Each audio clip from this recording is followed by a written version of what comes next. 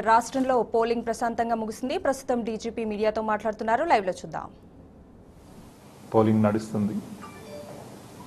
అయితే సాయంత్రం 5 గంటల తర్వాత ఎవరైతే క్యూ లైన్లో ఉన్నారో వాళ్ళందరికీ కూడా ఓటు హక్కు వినియోగించుకునే విధంగా ఫెసిలిటేట్ చేయడం జరుగుతుంది.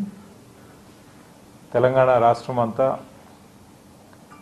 ఎక్కడ కూడా ఒక చిన్న సంఘటన జరగకుండా ప్రతి చోట కూడా ప్రశాంత వాతావరణంలో ప్రజలందరూ ఒక స్వేచ్ఛాయుతమైనటువంటి వాతావరణంలో ఓటు హక్కుని వినియోగించుకోవడం జరిగింది.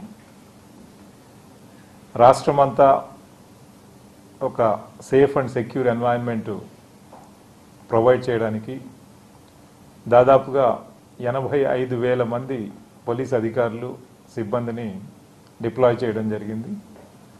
దీంట్లో తెలంగాణ రాష్ట్ర పోలీస్ వ్యవస్థలో ఉన్న అధికారులు సిబ్బందితో పాటుగా వివిధ రాష్ట్రాల్లో నుండి వచ్చినటువంటి పోలీస్ ఫోర్సు, అట్లాగే మనకి సెంట్రల్ పారామిలిటరీ పోలీస్ ఫోర్సెస్ ఇవన్నీ కూడా కలుపుకొని అందరూ కూడా డే అండ్ నైట్ వర్క్ చేసి ప్రజలతో సమన్వయం చేసుకొని ఎలక్షన్ అథారిటీస్తో కూడా సమన్వయం చేసుకొని అన్ని గవర్నమెంట్ డిపార్ట్మెంట్స్ అధికారులు ఎవరైతే దీంట్లో ఇన్వాల్వ్ అయ్యారో వాళ్ళతో కోఆర్డినేట్ చేసుకొని ఈరోజు రాష్ట్రం అన్ని పార్లమెంటరీ కాన్స్టిట్యుయెన్సీ ఏరియాస్లో కూడా ఎలాంటి సంఘటనలు జరగకుండా ప్రశాంతంగా ఎలక్షన్స్ జరిగే విధంగా చర్యలు తీసుకోవడం జరిగింది.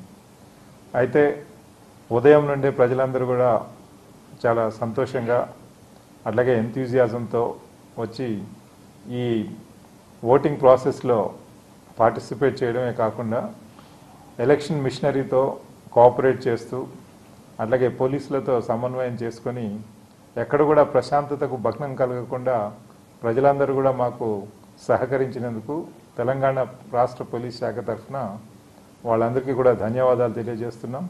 అట్లాగే ఇంత పెద్ద ఎలక్షన్ ఈవెంట్ను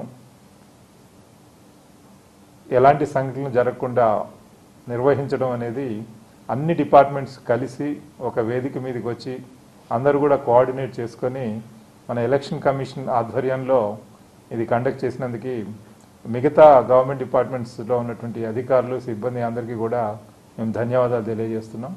అట్లాగే తెలంగాణ రాష్ట్ర పోలీస్ వ్యవస్థలో ఉన్నటువంటి ప్రతి అధికారి సిబ్బంది అందరూ కూడా గత 1.5 months నుంచి కంప్లీట్గా దీంట్లో ఇన్వాల్వ్ అయ్యి మొదటి నుంచి కూడా ప్రజల్ని సమాయత్తం చేసి అన్ని రకాలైనటువంటి ముందస్తు చర్యలను కూడా తీసుకొని ఎక్కడ కూడా ఏం జరగబోతుందో అని చెప్పేసి ముందుగానే విజువలైజ్ చేసి ఆ గ్యాప్స్ని బ్రిడ్జ్ చేసి తద్వారా ఈరోజు ఎలక్షన్ డే రోజు పోలింగ్ డే రోజు కంప్లీట్గా ప్రశాంతంగా ఉండేందుకు చర్యలు తీసుకున్నారు కాబట్టి ఇది జరిగింది. కాబట్టి ఈ తెలంగాణ రాష్ట్ర పోలీస్ వ్యవస్థలో ఉన్నటువంటి అధికారులు సిబ్బంది అందరికీ కూడా నేను ధన్యవాదాలు కృతజ్ఞతలు తెలియజేస్తున్నా. దీనితో పాటుగా మాకు సహకరించినటువంటి పొలిటికల్ పార్టీస్ ప్రతినిధులు, తర్వాత ప్రజాప్రతినిధులు, తర్వాత దీంట్లో ఎలక్షనీరింగ్లో ఇన్వాల్వ్ అయినటువంటి వారు, తర్వాత క్యాండిడేట్స్, వారి ఏజెంట్స్ అందరూ కూడా ఈ స్టేక్ హోల్డర్స్ అందరూ కూడా ఈరోజు శాంతిని కాపాడడానికి అట్లాగే స్వేచ్ఛాయుత వాతావరణంలో ఓటు హక్కును వినియోగించుకోవడానికి వాళ్ళు మాకు సహాయ సహకారాలు అందించినందుకు అందరికీ కూడా ధన్యవాదాలు, అభినందనలు కూడా. ఇదే సందర్భంలో ఈ మీడియా కూడా ఒక మంచి ప్రొయాక్టివ్ పాజిటివ్ రోల్ని ప్లే చేసి ఎక్కడ కూడా ప్రశాంతతకు భగ్నం కలగకుండా సమన్వయంతో అందరినీ కలుపుకొని పోతూ నిజమైనటువంటి వార్తల్ని బయటికి తీసుకొచ్చి ఎప్పటికప్పుడు నిజాల్ని బయట పెడుతూ ఈరోజు తెలంగాణ రాష్ట్రంలో శాంతి భద్రతల పరిరక్షణకు మీడియా వారు అందిస్తున్నటువంటి సహకారానికి మేమందరం కూడా ధన్యవాదాలు తెలియజేస్తూ మరింత రాబోయేటటువంటి ఎలక్షన్స్లో అట్లాగే పోలీసింగ్ ఛాలెంజ్లో కూడా అందరి స్టేక్ హోల్డర్స్ సమన్వయంతో సహకారంతో ముందుకు వెళ్తామని చెప్పేసి ప్రజలందరికీ కూడా తెలియజేస్తున్నాం. అయితే ఈరోజు తెలంగాణలో ఈ ఎలక్షన్స్ ప్రశాంతంగా జరిగాయి అంటే the entire credit goes to the people of Telangana and I would like to congratulate them and then thank them profusely.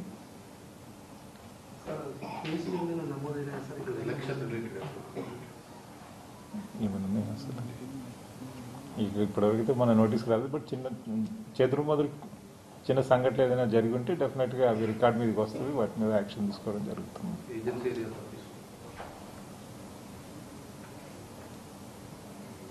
తీవ్రవాద ప్రభావితమైనటువంటి ప్రాంతాల్లో ప్రత్యేకమైనటువంటి చర్యలను చేపట్టి అక్కడ తగినటువంటి జాగ్రత్తలు తీసుకొని అక్కడ పోలింగ్ సిబ్బంది అందరితో కూడా సమన్వయం చేసుకొని ఎలక్షన్ అథారిటీస్తో కూడా సమన్వయం చేసుకొని ముందుకు వెళ్ళడం జరిగింది. ఈరోజు తీవ్రవాద ప్రాంతాల్లో అన్ని చోట్ల కూడా ఎక్కడ కూడా చిన్న సంఘటన జరగకుండా సురక్షితంగా అందరూ కూడా ఓటర్స్ వాళ్ళ యొక్క ఓటు హక్కును వినియోగించుకునే విధంగా మనం చర్యలు తీసుకున్నాం. అక్కడ 4 గంటలకే ఈరోజు పోలింగ్ ప్రశాంతంగా ముగిసింది. ఇప్పుడు బ్యాలెట్ బాక్సెస్ ఈవీఎంస్ ఏవైతే ఉన్నాయో వాటన్నిటిని కూడా వెనక్కి భద్రంగా రిసెప్షన్ సెంటర్స్కి తీసుకొచ్చేటువంటి ప్రక్రియలో అక్కడ ఉన్నటువంటి జిల్లా అధికారులు సిబ్బంది అందరూ కూడా నిమగ్నమై ఉన్నారు.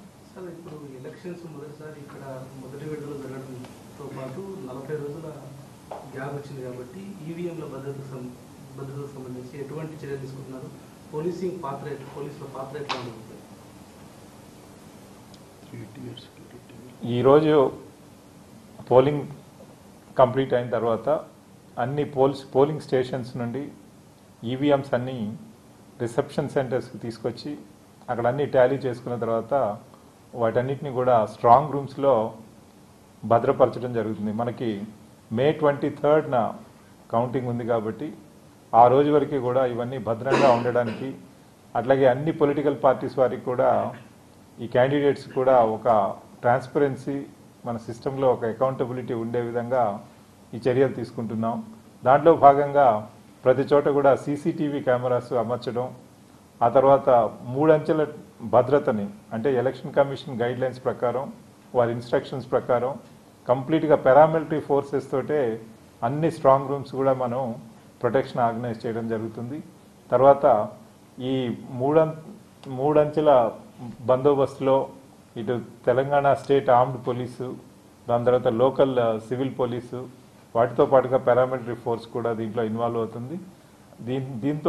దీంట్లో భాగంగానే అక్కడ ఈ స్ట్రాంగ్ రూమ్స్ ప్రొటెక్షన్కి తీసుకోవాల్సిన చర్యలు, ప్రాసెస్ ఇదంతా కూడా ఎలక్షన్ కమిషన్ చాలా డీటెయిల్డ్గా విశదీకరించడం జరిగింది.